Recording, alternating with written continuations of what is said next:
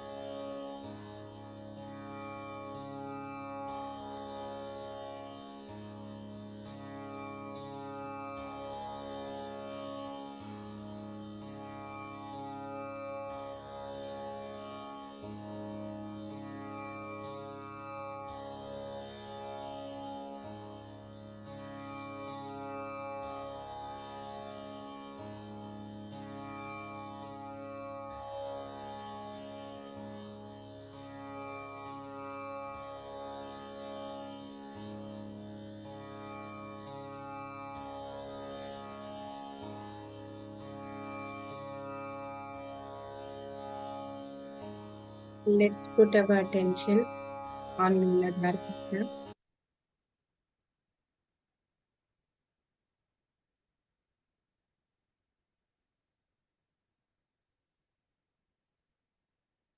Invocation to Shri Ganesha.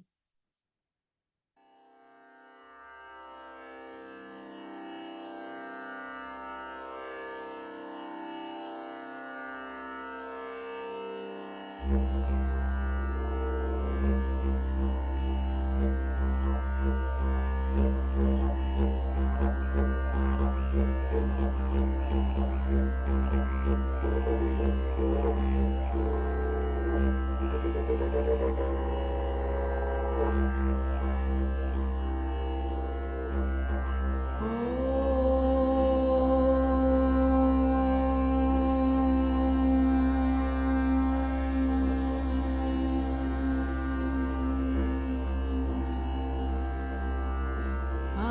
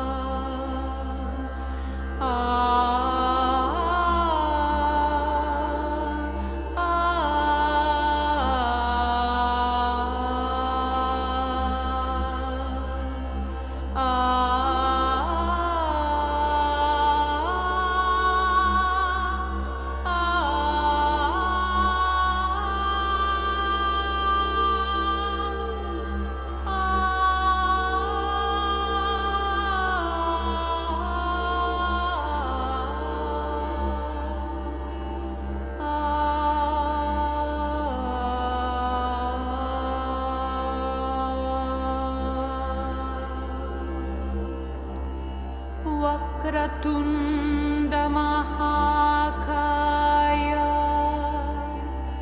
Surya Koti Samaprabha Nirvighnam Kuru Me Deva Shubhakareshu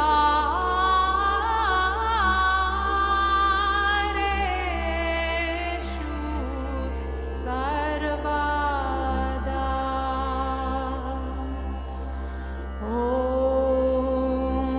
Tvameva Sakshat Shri Ganesh Ganesh Ganesh Sakshat Shri Adi Shakti Mataji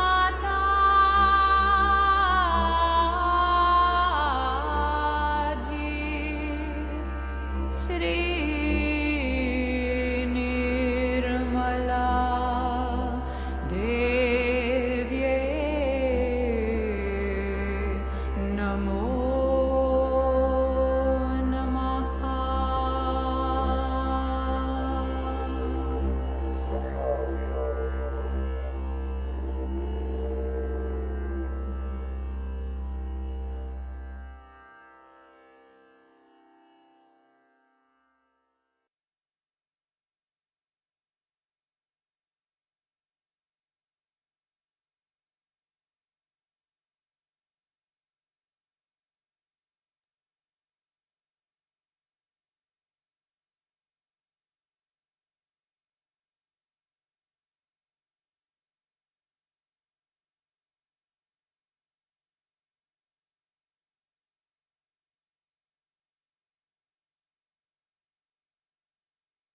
Let's meditate together with Shri Mataji. That we have achieved a certain height of evolution. And from this height, you might go up to here, up to here, up to here. I'm not saying it's not possible to do that. But first and foremost thing that whatever you may consider you to be a very high class Sahaja, you have to be humble about meditation. This meditative quality. Even when I'm talking to you, it's just I am getting into it because it's so joy-giving. You just jump into the ocean of joy. First it will be difficult, but after some time you will know that this connection that you have with Shri Mataji is the only connection that you are looking out for. And also, there is another point people get lost with, which I have seen very common with some people who get lost. They meditate individually, very much, which is very correct. Individually they will meditate. And they will sit down, meditate, we do puja, we do, but collectively they will not meditate. So this is another point one has to remember, that you have to be collectively meditative. Because I am a collective being of all. And when you meditate collectively, you are really very close to. So even if you have a program or something, you must do some meditation with it. Always have meditation as the priority for any program. You sing the songs, is over, everything is done, then you meditate. If I am insisting on something, you must know that this must be the truth I am telling, absolutely the basis of it, though it looks rather mundane, but it's very important. Now, for us to worship Adishakti, I don't know what's, because there has been no prayers or anything. about Adisha. Up to Bhagavati they have gone, but beyond Bhagavati they have not gone. So I don't know what sort of pujas we will have, but let's try something. Maybe. I think the meditation is the best way we can really achieve something. So we can go into meditation for about 5 minutes.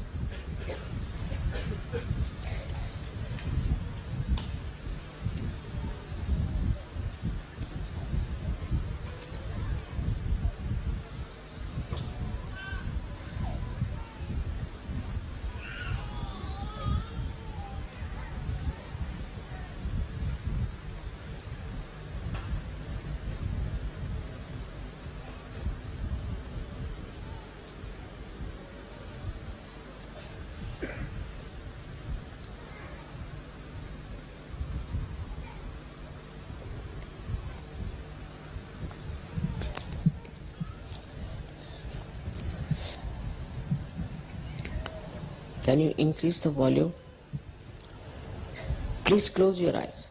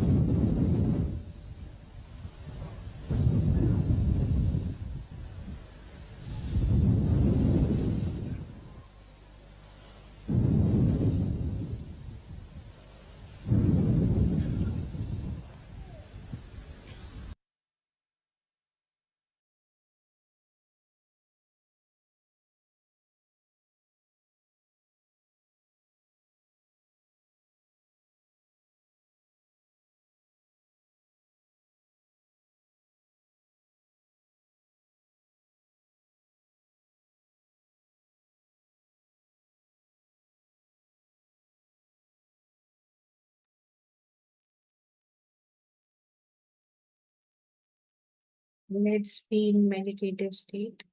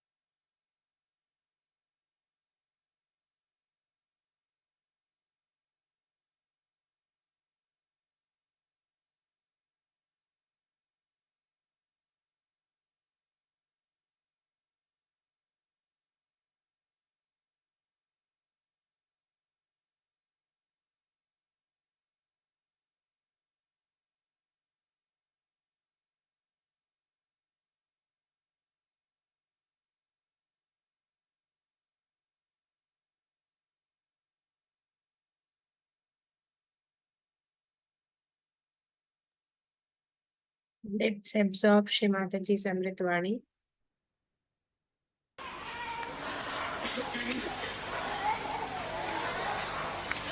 Within us, as you know, in all of us, there lies the principle of Guru. It's very interesting to notice the Guru principle being drawn beautifully round the Nabhi chakra. You never see any chakras connected with the Guru principle. You see Nabhi, and around is the Bhavasagara.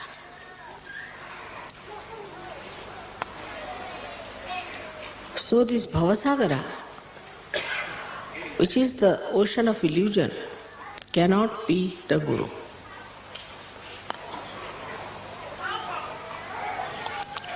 So there are hidden chakras within this Bhavasagara, within us, which are to be awakened and to be brought to light, to be manifested.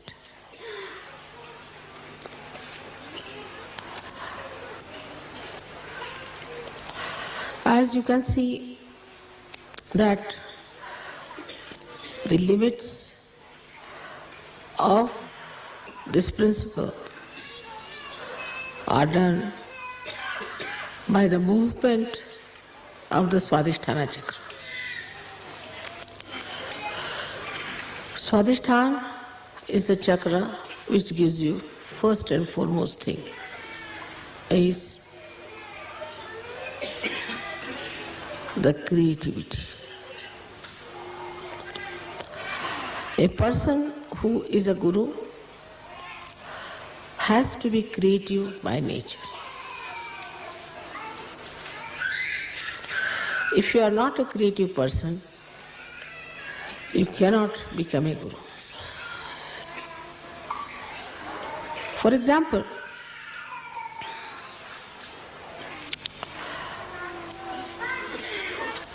you are faced with disciples with whom you have to converse. You have to create a word of divine magic to impress on the disciples or the people who are attracted towards you as gurus, to show that you have much more divine magic than them. If you are a very mundane type of a person, very ordinary, cannot create a beautiful couplet or a beautiful sentence, or a humor, or a joke, or a beautiful painting, or a beautiful tapestry, or a beautiful house. If you lack in creativity, you will lack in your Guru principle. Because a Guru has to create out of ordinary people something extraordinary. He should be able to create a new personality out of an old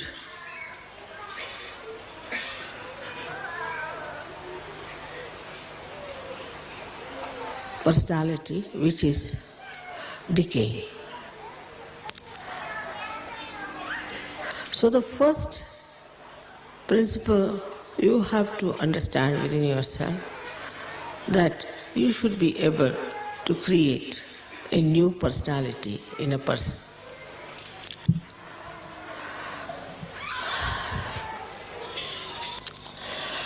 So, how do we do it? Of course, you have got powers to raise the Kundalini, you have got powers to cure people. You have got powers to talk big or talk small. Despite all that, if you cannot create a new personality out of the persons with whom you are dealing, then you are not a guru. And the new personality has to be a special personality of very unique combination of compassion and dynamism.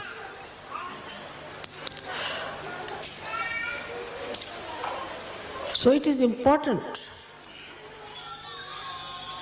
that in your creativity you have to use the energy of compassion. You can only mold people through compassion and never through anger, never through suppression, never through showing off your powers of Gurudom.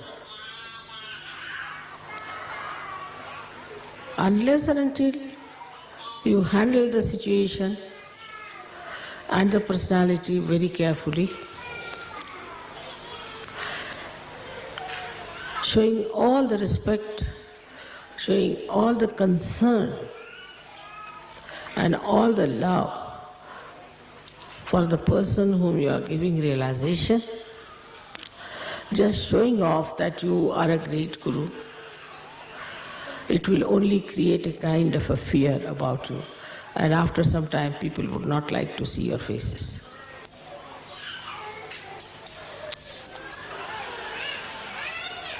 So the most important thing about Guru principle is that you have to create. Many people get realization, all right? They get realization, then they stay in some ashrams maybe. They come to pujas, they listen to music, they may dance, they laugh, they are collective, but still their Guru principle is not awakened unless and until they have created many, many more Sahaja Yogis.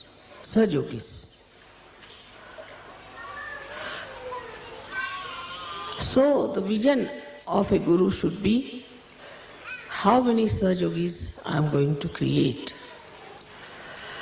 How am I going to use this creativity to create more Sahaja Yogis?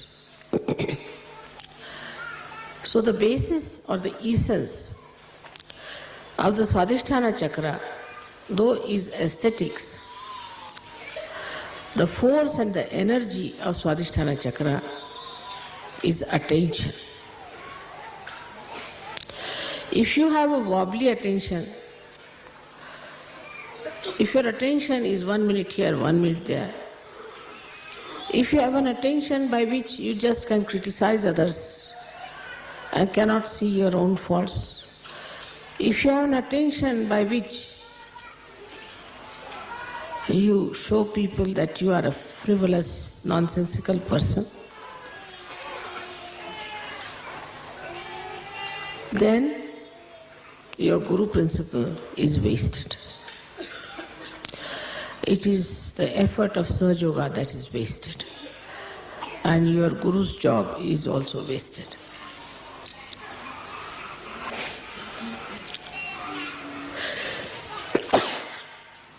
Minimum of minimum.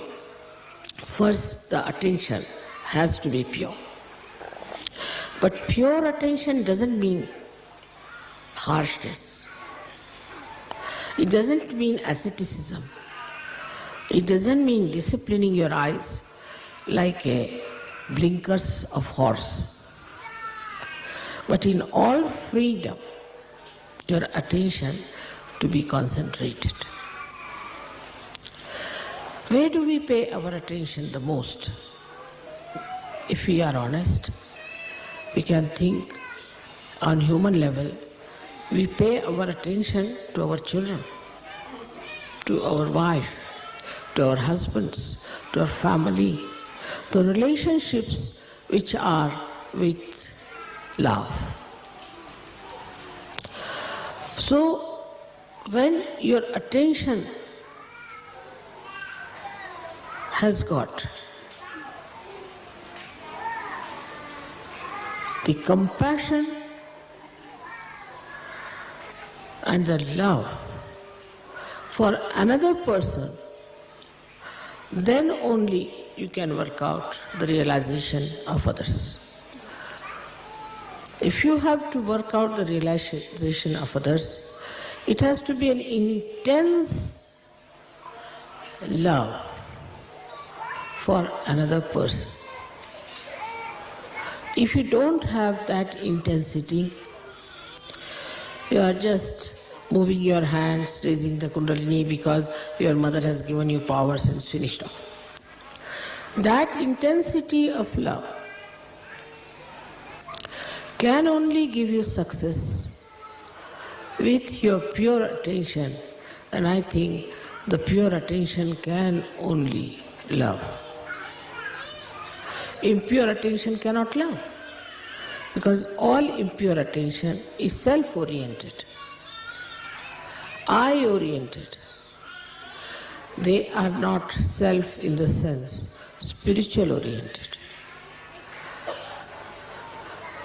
But the idea that spirituality is love, it seems to be a new idea for many people. They think spirituality means a person who is just absolutely dry like a beanstalk, and nobody can go near that person, nobody can communicate with such a person because that person is too pure. If the soap cannot cleanse your body, what's the use of having the soap? If the soap is afraid to come near you, then it's better not to be called as soap. So, we come to the point that the creativity, if it is our aim, lakshya, for that the attention we should purify and to be purified with love, with compassion. And the same attention, when it is filled with love and compassion, it gives you dynamism, it gives you strength, it's untiring zeal you get. And the joy of seeing your reflection into another person is very beautiful. No words can describe it. Actually, when you give realization to another person, what you try to see is your image in that person. As if out of an ordinary glass, you are making it into a beautiful mirror.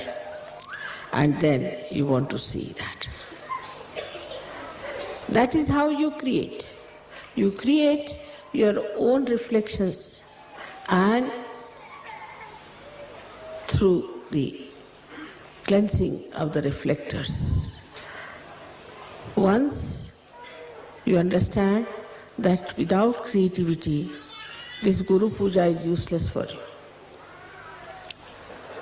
If you just live for yourself, for your family, for your husband, or just for an ashram, then you have not expanded at all. You have not done any duty towards your Guru.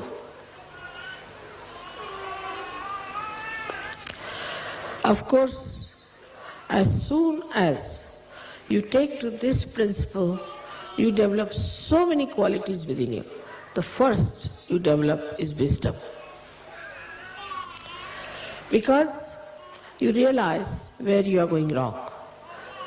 why this is not working out, why there's a problem, why your creativity doesn't act. It becomes evident to you, obvious to you, and you start learning. And wisdom comes to you and you understand. Wisdom is when you realize your mistakes and rectify them.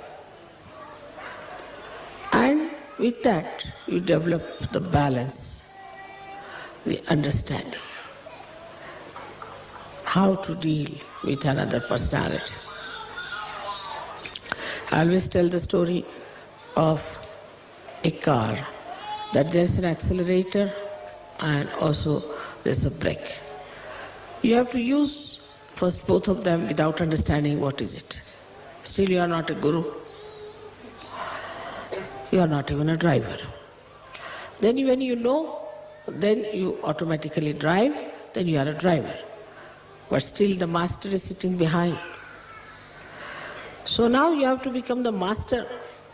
And when you become the master, you can balance the vehicle and you can see the driver, accelerator and also the brake.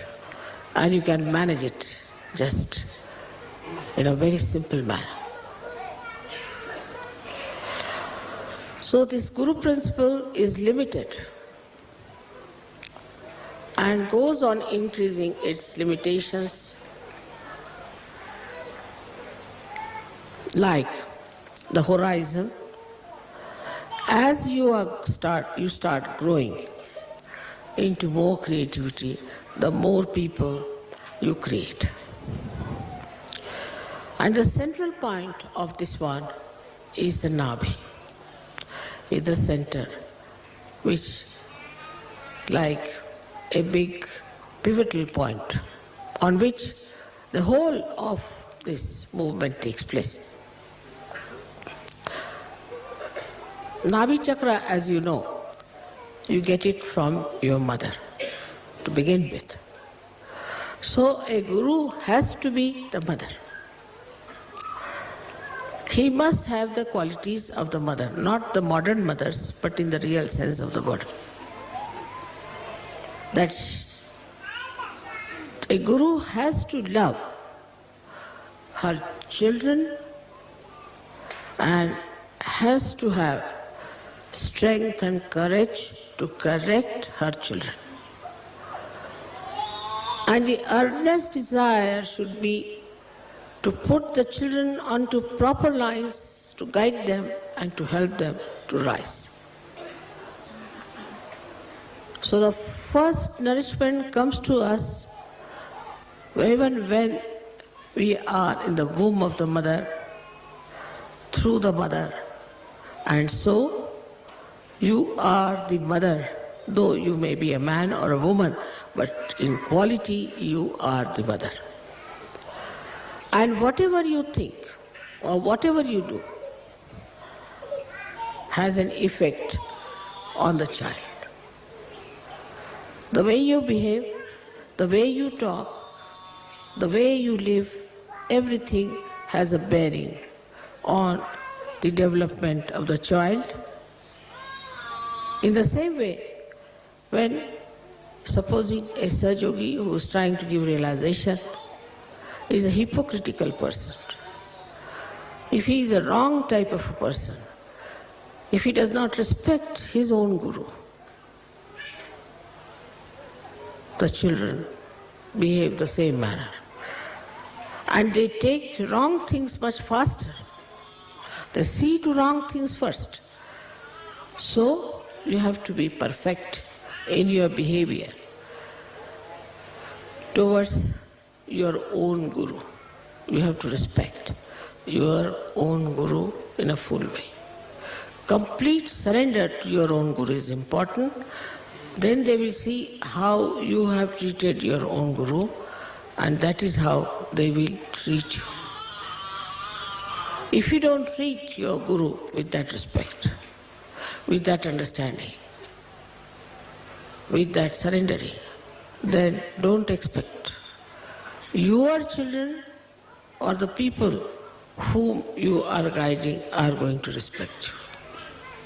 So this Guru principle within us has to be like a great sage or a great seer who is above the normal mundane people and sees the things in a proper perspective and delivers the proper understanding of all this perspective he sees to his disciples, doesn't give them distorted or wrong ideas.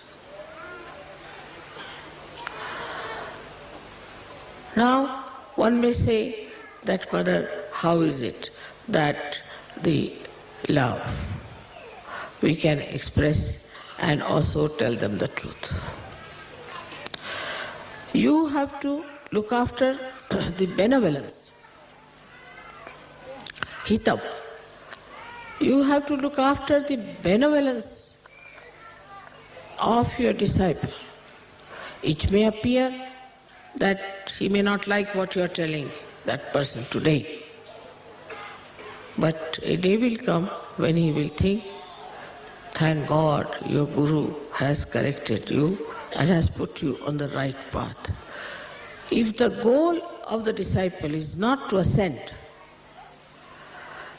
it's just to be there for some sort of a purpose, then it's better not to have such disciples. Not to have anyone of this kind who are not there for their own ascent, but for other gains which are absolutely of no avail.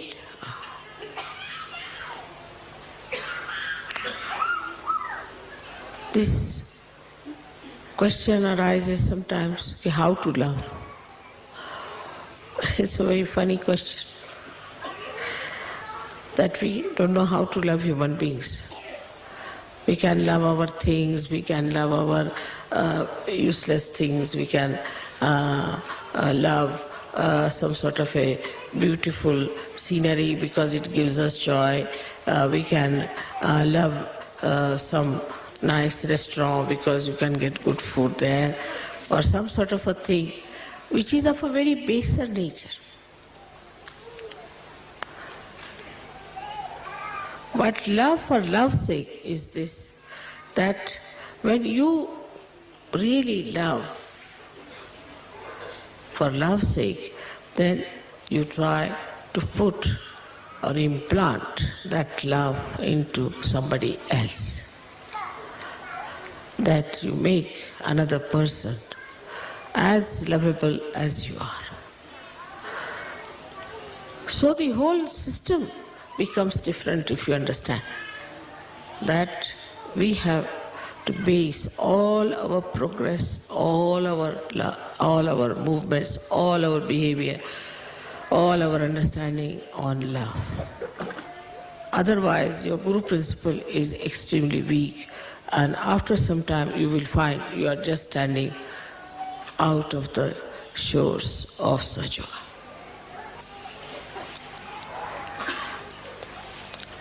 Anybody who is attached or biased and has conditionings cannot become a Guru. Cannot. Because even if he becomes so-called, all those things will be reflected in that person. Or say if he is very full of ego, thinks knowing of himself and thinks that I am a great Guru, that ego also would be expressed. Supposing such a Guru talks too much,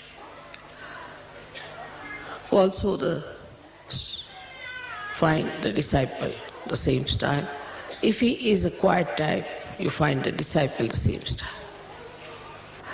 So we reach a conclusion that first we must develop our own Guru principle. If we cannot develop that, it is no use doing any Guru Puja, because it is just temporary. It's not going to help you much unless and until you really decide that you are going to nourish and develop and establish your Guru principle. So today when you are worshipping me as the Guru, you must know that any amount of my talking, any amount of my giving you blessings or anything is not going to work out unless and until we really develop our own Guru principle and the depth. Because a Guru makes his disciple cross the Bhavasagara. He's like the boat who takes his disciples and crosses with love and with proper direction. That has to be with all of you. As it is, you are all realized souls. And as I have told you, you are all angels. But if you do not establish your Guru principle, you know of angels how they have fallen down and gone forever. So be careful. It's easy to be an angel, but difficult to maintain it. It is difficult to be the gods and goddesses, but easy to maintain it. So, all of you are here. I'm very happy to see that you have come to worship me as your Guru.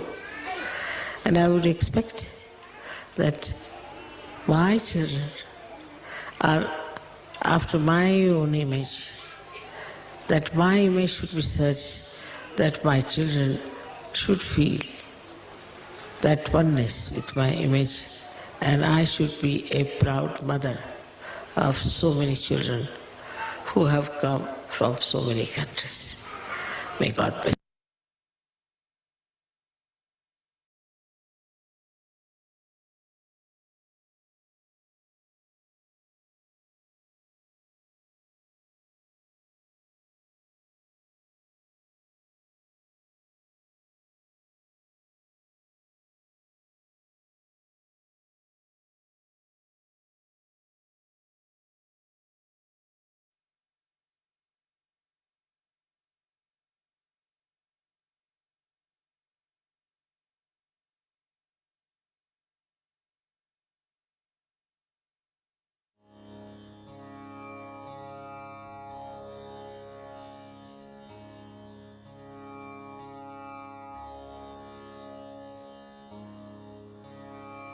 Meditative.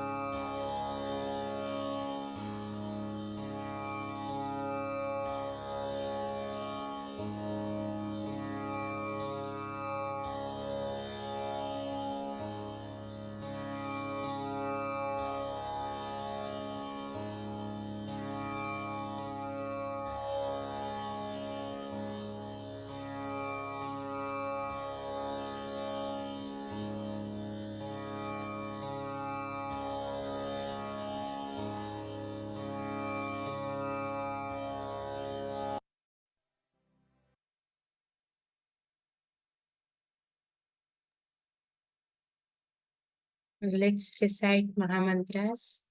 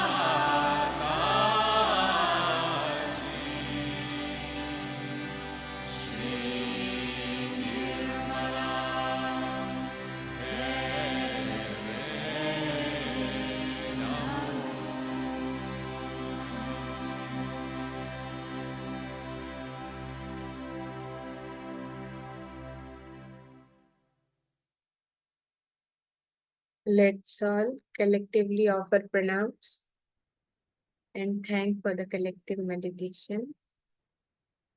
Then raise our Kundalini and take bandhans. Jai Shri Mataji.